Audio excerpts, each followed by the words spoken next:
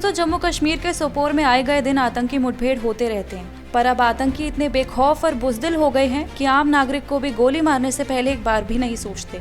कुछ दिन पहले सोपोर से एक खबर आई थी कि मुठभेड़ के दौरान 3 सैनिक और साथ ही एक बच्चे को भी गोली लगने से उसकी मौत हो गई। इस बात को लेकर काफी विवाद हुए, यहाँ तक कि पहले ये भी साफ नहीं हो पा रहा था कि गोली हमारे सैनिक से लगी है या आतंकियों ने मारी है। बाद में इस बात का खुलासा हुआ कि गोली आतंकवादियों ने मारी थी। आज भी सोपोर से इसी तरह की एक दर्दनाक तस्वीर सामने आई।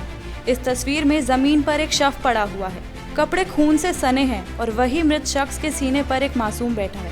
वो शख्स इस 3 साल के मासूम के दादाजी हैं।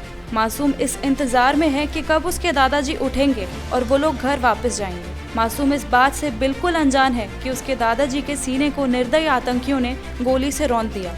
ये हमला आतंकियों ने मार्केट एरिया में घात लगाकर किया। सुरक्षा बलों ने आतंकियों को फायरिंग से जवाब दिया।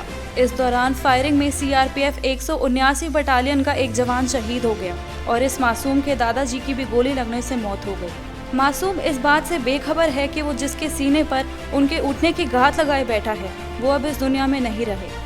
दूसरी तस्वीर में बच्चा शव के पास ही मौजूद एक जवान की तरफ जाता दिखाई दे रहा है। आतंकियों के खिलाफ पोजीशन लिए हुए यह जवान बच्चे को दूसरी तरफ जाने का इशारा करते दिखाई दे रहा है। हालांकि कुछ देर बाद पुलिस वालों ने मासूम को रेस्क्यू कर लिया, मगर मासूम के आंसू थमने का नाम ही नहीं ले रहे थे।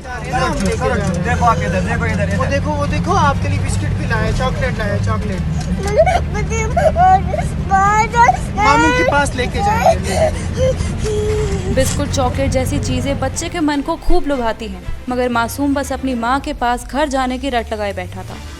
मासूम अभी भी इस बात से अनजान है कि उसने अपने दादाजी को आतंकी हमले में खो दिया, मगर फिर भी ये व्याख्या जिंदगी भर इस मासूम के जहर में घर कर जाएगा।